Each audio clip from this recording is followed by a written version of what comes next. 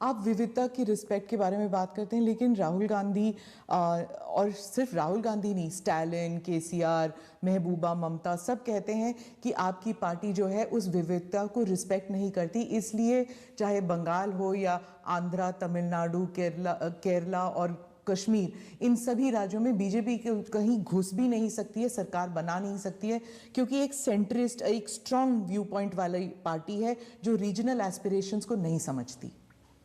पहली बात ऐसी है कि भारतीय जनता पार्टी एक ऐसी पार्टी है जिसका ये मत है कि देश के विकास के लिए हमें रीजनल एस्पिरेशंस को एड्रेस करना ही चाहिए। और देश में मैं पहला मुख्यमंत्री हूं जो इतने लंबे समय तक राज्य का मुख्यमंत्री रह करके आया हूं, और इसलिए राज्य के एस्पिरेशंस क्या होते हैं, राज्य की आवश्यकताएं क्या होती हैं, इसका मुझे भली भांति समझ है।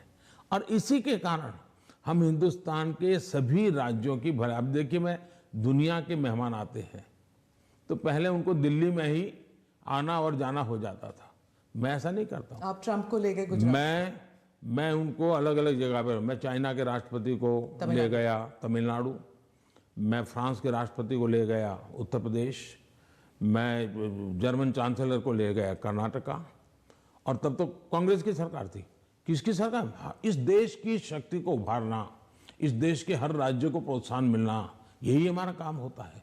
अब यूएन में जाकर मैं तमिल भाषा में कोट करता हूं तो दुनिया को गर्व होता है कि भारत के पास दुनिया की सबसे पुरानी भाषा है, पहले कोई बोलता ही नहीं था।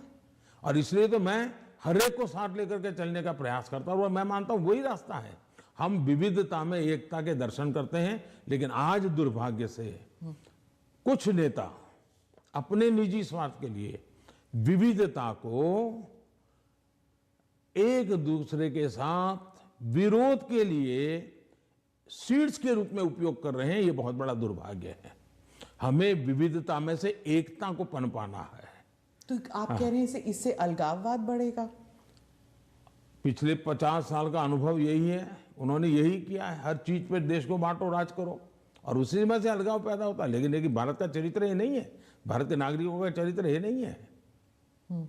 आप इसको एक do you see it as a threat कि अगर इसे अभी नहीं रोका जाएगा तो सेपरेटिस्ट एलिमेंट्स आ जाते हैं, कि जैसे अगर कश्मीर का अलग बात है, नॉर्थ ईस्ट की बात अलग है, लेकिन अगर आप द्रविड़ मूवमेंट को देख लेंगे या कहीं और राज्य में देख लेंगे, अगर रीजनल एस्पिरेशंस को बढ़ाया जाता है तो क्या एक यूनिटी फैक्टर में कोई देखिए हमने दरार पड़ सकता है? मैं बताता हूँ काम करने का तरीका कैसे होता है। हमारा ये मत है सामाजिक न्याय। भारत जैसे देश में इतनी विविधता भरा समाज व्यवस्था, और अगर सामाजिक न्याय के सिद्धांत में हम थोड़ा सा भी ऊंचे नीचे करेंगे तो हमारे देश को बहुत नुकसान होगा। इसलिए समाज का छोटे से छोटे तबके के व्यक्ति को भी विकास में पूरा सहयोग मिलना चाहिए और विकास के लिए अवसर मिलना चाहिए।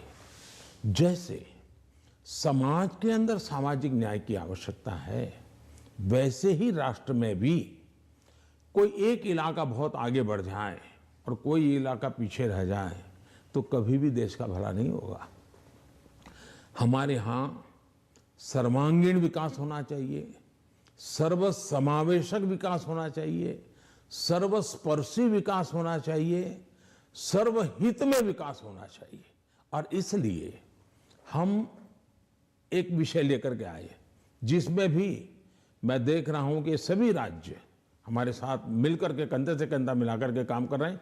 एक राज्य नहीं कर रहा है, ये दुर्भाग्य है, बाकी सब राज्य कर रहे हैं। क्या है? हमने देखा कि हिंदुस्तान में 100 से थोड़े ज्यादा कुछ जिले ऐसे हैं कि जो राज्य की एवरेज से भी बहुत पीछे हैं। हर प्रकार से वहां का धन तो सबको राज्य जिलों को समान मिलता है, तो ऐसा क्यों होता है? गवर्नेंस के प्रॉब्लम, योजनाओं का अमलीकरण नहीं। हमने ऐसे जिलों को एस्पिरेशनल जिलों के रूप में आइडेंटिफाई किया और राज्य सरकारों की सहमति से किया। करीब 110-115 जिले हैं और उस पर हमने स्पेशल फोकस किया। मैं खुद जिलों से बात करता हूँ, उन जिलों में कल्याणकारी योजनाएं ज़्यादा से ज़्यादा पहुँचे। मैं राज्य सरकारों को प्रार्थना करता हूँ कि वहाँ यंग अफसरों को लगाइए, IAS अफसरों को, प्रमोटेड अफसरों को या रिटायर्ड एज वाले लोगों को वहाँ मत भेजिए, यंग लोगों को लगाइए। और मैंने देखा कि सभी राज्यों ने मेरी इस बात को माना, यंग अफसरों को लगा। दूसरा, मैंने कहा बार बार ट्रांसफर मत कीजिए, उनको वहाँ रहने दीजिए 3 साल, उनको कहिए कि तुम काम करो, बाद में तुम्हें अच्छा पोस्टिंग देंगे। सभी राज्यों ने मेरी मदद की और आज ये जो एस्पिरेशनल डिस्ट्रिक्ट है वो राज्यों की एवरेज से भी कुछ तो आगे निकल रहे हैं, कई पैरामीटर में आगे निकल रहे हैं। अब देश का भला हो रहा है। तो मेरा फेडरलिज्म में छोटे से छोटी इकाई का भी भला हो। अब जैसे ऑप्टिकल फाइबर नेटवर्क हिंदुस्तान के हर गांव में जाना चाहिए। हम लगे हैं, पैसे लगा रहे हैं, पूरी ताकत लगा रहे हैं। क्यों? हमें तो पूरे देश को ऊपर लाना है। यही तो रीजनल एस्पिरेशंस को एड्रेस करने का हमारा तरीका है।